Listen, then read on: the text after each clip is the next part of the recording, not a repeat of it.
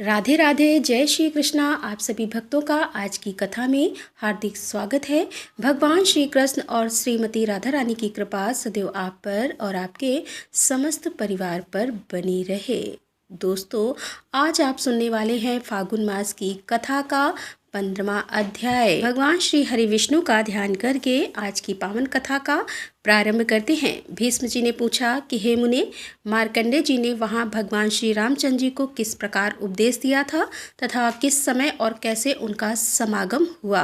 मार्कंडे जी किसके पुत्र हैं और वह कैसे महान तपस्वी हुए तथा उनके नाम का रहस्य क्या है। हे महामुने, इन सब बातों का यथार्थ रूप से वर्णन कीजिए। राजन, मैं तुम्हें मार्कंडे जी के जन्म की उत्तम कथा सुनाता हूँ, तुम ध्यानपूर्वक सुनो। प्राचीन कल्प की बात है। मरकू नाम से विख्यात एक मुनि थे जो महर्षि भृगु के पुत्र थे। वे महाभाग्य करते थे। वे वन में रहते समय ही उनके एक पुत्र हुआ। धीरे धीरे उसकी अवस्था 5 वर्ष की हुई। वह बालक होने पर भी अपने गुणों में बहुत बढ़ा चढ़ा था। एक दिन जब वह बालक आंगन में घूम रहा था, उसी समय किसी सिद्ध ज्ञानी ने उसकी ओर देखा और बहुत देर तक ठहरकर उसके जीवन के विषय में विचार किया। बालक के पिता ने पूछा कि हे भगवान, मेरे पुत्र की आयु कितनी है। सिद्ध ने जवाब दिया, तुम्हारे पुत्र की आयु जो निश्चित की है उसमें अब केवल 6 महीने और शेष रह गए हैं। मैंने यह बिल्कुल सच्ची बात बताई है और इसके लिए आपको बिल्कुल भी शोक नहीं करना चाहिए। हे भीष्म, उस सिद्ध ज्ञानी की बातें सुनकर बालक के पिता ने उसका उपनयन संस्कार कर दिया। उपनयन संस्कार का मतलब होता है यज्ञोपवित्र संस्कार।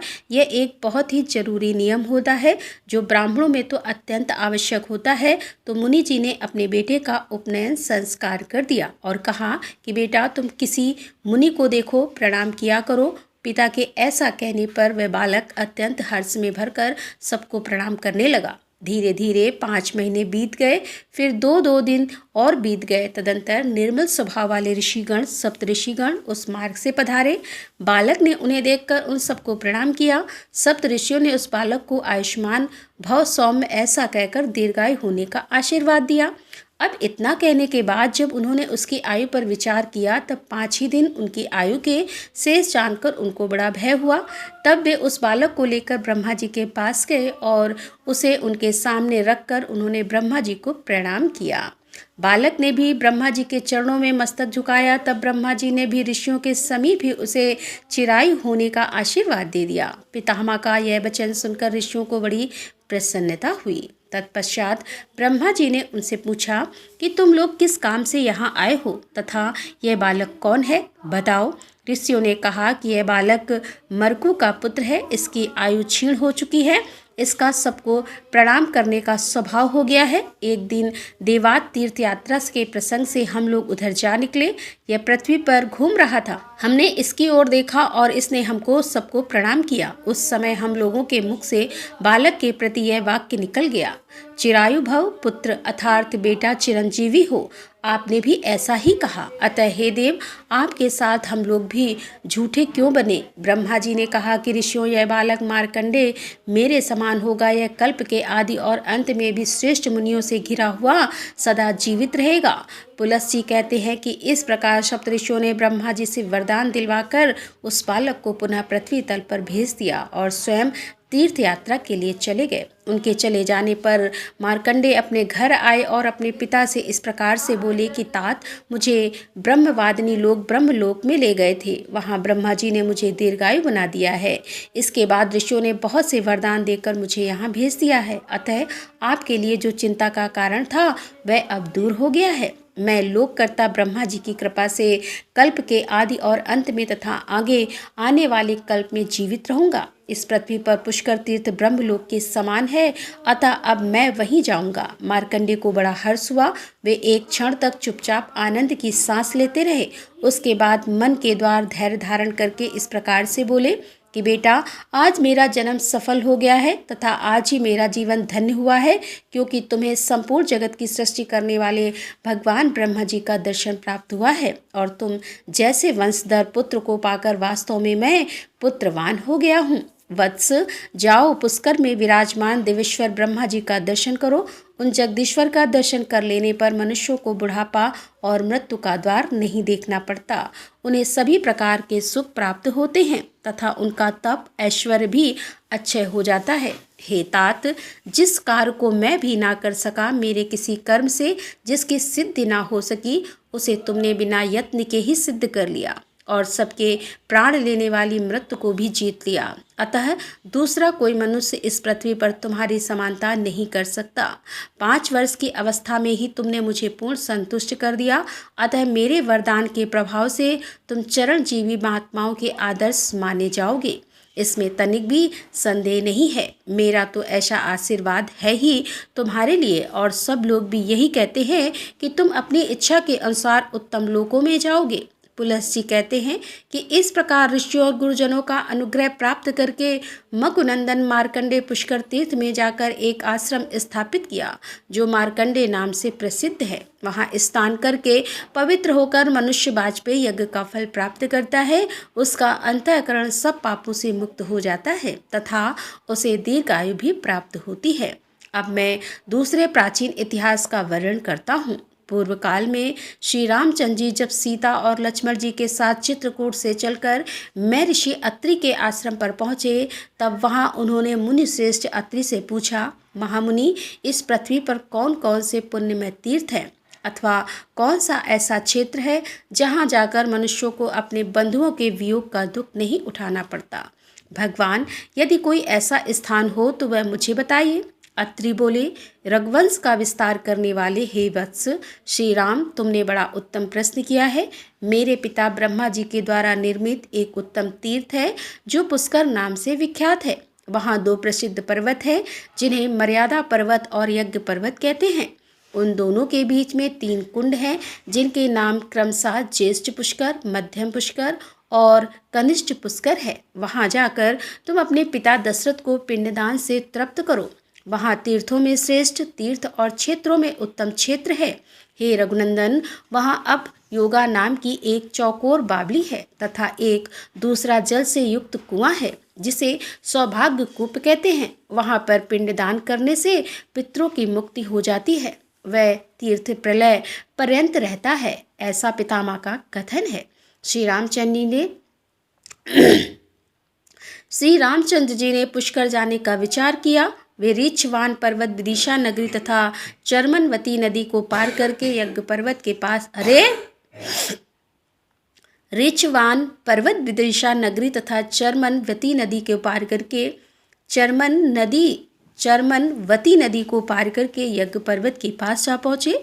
फिर बड़े वेग से उस पर्वत को भी पार करके वे मध्यम पुष्कर में गए। वहाँ स्नान करके उन्होंने मध्यम पुष्कर के पास ही जल से समस्त देवताओं और पितरों का तर्पण किया। उसी समय मुनि श्रेष्ठ मार्कंडेय शिष्यों के साथ वहां आए। श्री रामचंद्र जी ने जब उन्हें देखा तो सामने जाकर प्रणाम किया और बड़े आदर के साथ कहा कि मुनि, मैं राजा दशरथ का पुत्र हूँ। मुझे लोग राम कहते हैं। मैं महर्षि अत्रि की आज्ञा से अयोगा नाम की बावली दर्शन करने के लिए यहाँ आया हूँ। हे विप्र, बताइए वह स्थान कहाँ है। मार्कंडेय ने कहा कि रघुनंदन, इसके लिए मैं आपको साधुवाद देता हूँ। आपका कल्याण हो। आपने यह बड़े पुण्य का कार्य किया है। तीर्थ यात्रा के प्रसंग से यहाँ तक चले आए। यहाँ से आप आगे चलिए और अभियोग नाम की बावली का दर्शन कीजिए। यहाँ सबका सभी आत्मीय जनों के साथ संयोग होता है। यह इलोक या परलोक में स्थित जीवित या मृत सभी प्रकार के बंधुओं से भेंट होती है। हे मुनीश्वर, मार्कंडेय जी के यह वचन सुनकर श्री रामचंद्र जी ने महाराज दशरथ, भरत, शत्रुघ्न, माताओं तथा अन्य पूर्वासी उन्हें संध्या हो गई। तब श्री रघुनाथ जी ने मुनियों के साथ वहाँ पर सायंकाल का संग पाशन किया। तत्पश्चात रात्रि में भाई और पत्नी के साथ वहाँ पर शयन किया। जब रात्रि का अंतिम प्रहर व्यतीत होने लगा तब रघुनाथ जी ने स्वप्न देखा कि वे पिताजी तथा संबंधियों के साथ अयोध्या में विराजमान हैं। अन्य वैवाहिक मंगल कार्य समाप्त करके वे बहुत से बंधु और पिता के साथ ऋषियों से घिरे बैठे हैं। साथ में पत्नी सीता भी मौजूद है। लक्ष्मण और सीता ने भी इसी रूप में श्री रघुनाथ जी को देखा। सवेरा होने पर उन्होंने मुनियों से सारी बातें निवेदन की, जिन्हें सुनकर ऋषियों ने कहा कि रघुनंदन, यह स्वप्न सत्य है, परंतु पुरुष का जब स्वप्न में दर्शन हो तो उसके लिए श्राद्ध करना आवश्यक माना गया है। संतान के अभ्युदय की कामना रखने वाले तथा अन्न चाहने वाले पितर ही भक्त संतान को स्वप्न में दर्शन देते हैं। आपको पिता से तो वियोग था ही, माता और भरत के साथ भी 14 वर्षों तक वियोग रहेगा। वीर, अब आप राजा दशरथ का श्राद्ध कीजिए। यह सभी ऋषि महर्षि आपके ही हैं और आपके शुभ कार्य में सहयोग देने के लिए प्रस्तुत हैं। मैं अर्थात मार्कंडेय, जमदग्नि, भरद्वाज, लोमश, देवरात और समीक्य 6 श्रेष्ठ ऋषि श्राद्ध में उपस्थित रहेंगे। हे महाभाव, आप केवल सामान जुटाई जिमा के मूल होने चाहिए। इन सब वस्तुओं से तथा श्राद्ध संबंधी दान के द्वारा आप ब्राह्मणों को तृप्त कीजिए। विश्वव्रत पुष्कर के वन में आकर जो नियम पूर्वक रहता है और नियमित आहार करके श्राद्ध आदि के द्वारा पितरों को तृप्त करता है, उसे अश्वमेध यज्ञ का फल प्राप्त होता है। हे श्री राम, आप श्राद्ध की सामग्री एकत्रित कराइए। हम लोग स्नान करने के लिए ज्येष्ठ पुष्कर में जा रहे हैं। श्री रघुनाथ जी से ऐसा कहकर वे सभी ऋषि चले गए। तब श्री रामचंद्र जी ने लक्ष्मण जी से कहा, हे मिशन नंदन, अच्छे अच्छे संतरे, कटहल, पारट, मीठे, बेल, शालक, कशेरुका, बरा, अच्छे अच्छे कैर, शक्कर जैसे सिंघाड़े, पके कैद तथा और भी जो सामिक फल हो, उन्हें श्राद्ध के लिए शीघ्र ही ले आओ। श्री रामचंद्र जी की आज्ञा पाकर लक्ष्मण ने सारा सामान एकत्रित कर दिया। जानकी जी ने भोजन बनाया और तैयार हो जाने पर श्री रामचंद्र जी को सूचित किया। श्री राम भी अब योगा नाम की बावली में स्नान करके मुनियों के आगमन की प्रतीक्षा करने लगे। दोपहरी के बाद जब सूर्य ढलने लगे और कुतब नाम की बेला उपस्थित हुई, उस समय श्री रामचंद्र जी के द्वारा निमंत्रित संपूर्ण ऋषि वहां आ पहुंचे। मुनियों को आया देख विदेही कुमारी सीता वहां से दूर हट गई और झाड़ियों की आड़ में छिपकर बैठ गई। श्री रामचंद्र जी ने स्मृतियों में बताई हुई विधि के अनुसार ब्राह्मणों को भोजन कराया तथा मनुष्यों के श्राद्ध के लिए जो वैदिक क्रिया बतलाई गई थी वह सब संपन्न की। फिर वैश्यदेव करके पुराणोक्ता विधि का भी पालन किया। ब्राह्मणों के भोजन कर चुकने पर क्रमशः पिंड देने के पश्चात ब्राह्मणों को विदा किया। उनके चले जाने पर श्री रामचंद्र जी ने अपनी प्रिय सीता से कहा, प्रिय, यहाँ आए हुए मुनियों को देखकर तुम छिप क्यों गई? इसका सारा कारण मुझे शीघ्र बताओ। सीता बोली कि हे नाथ, मैंने जो आश्चर्य देखा उसे बताती हूँ, सुनिए। आपके द्वारा नाम उच्चारण होते ही स्वर्गीय महाराज यहाँ आकर उपस्थित हो गए और उनके साथ ही उन्हीं के समान रूप रेखा वाले 2 पुरुष और आए थे जो सब प्रकार के आभूषण धारण किए हुए थे। वे तीनों ही ब्राह्मणों के शरीर से सटे हुए थे। हे रघुनंदन, ब्राह्मणों के अंगों में मुझे पितरों के दर्शन हुए। उन्हें देखकर मैं लज्जा के मारे आपके पास से हट गई। इसीलिए आपने अकेले ही ब्राह्मणों को भोजन कराया और विधि पूर्वक श्राद्ध की क्रिया भी संपन्न की। भला मैं स्वर्गीय महाराज के सामने कैसे खड़ी होती, या आपसे मैंने सच्ची बात बताई है? पुलत्य जी कहते हैं कि यह सुनकर श्री रघुनाथ जी बहुत प्रसन्न हुए और प्रिय वचन बोलने वाली प्रियतमा सीता को बड़े आदर के साथ हृदय से लगा लिया। तत्पश्चात श्री राम जी और लक्ष्मण जी दोनों वीरों ने भोजन किया। उनके बाद जानकी जी ने स्वयं भी भोजन किया। इस प्रकार दोनों भाई श्री राम और लक्ष्मण तथा सीता ने वह रात वहीं बिताई। दूसरे दिन सूर्योदय होने पर सबने जाने का निश्चय किया। श्री रामचंद्र जी पश्चिम की ओर चले और 1 कोस चलकर ज्येष्ठ पुष्कर के पास जा पहुंचे। श्री रघुनाथ जी जो ही जानकर पुष्कर के पूर्व में खड़े हुए, त्यों ही उन्हें देवदूत के कहे हुए वचन सुनाई दिए। हे रघुनंदन, आपका कल्याण हो। यह तीर्थ अत्यंत दुर्लभ है। हे वीरवर, इस पावन स्थान पर कुछ काल तक निवास कीजिए, क्योंकि आपको देवताओं का कार्य सिद्ध करना है, देव शत्रुओं का वध करना है। यह सुनकर श्री रामचंद्र जी के मन में बड़ी प्रसन्नता हुई और उन्होंने लक्ष्मण जी से कहा कि हे सुमित्रानंदन, देवादिदेव ब्रह्मा जी ने हम लोगों पर अनुग्रह किया है, अतः मैं यहाँ आश्रम बनाकर 1 मास तक रहना चाहता हूँ तथा शरीर की शुद्धि करने वाले उत्तम व्रत का आचरण करना चाहता हूँ। लक्ष्मण जी ने बहुत अच्छा कहकर भगवान श्री रामचंद्र जी का बात का अनुमोदन किया और तत्पश्चात वहां अपना व्रत पूर्ण करके वे दोनों भाई चले और पुष्कर क्षेत्र की सीमा मर्यादा पर्वत के पास जा पहुँचे।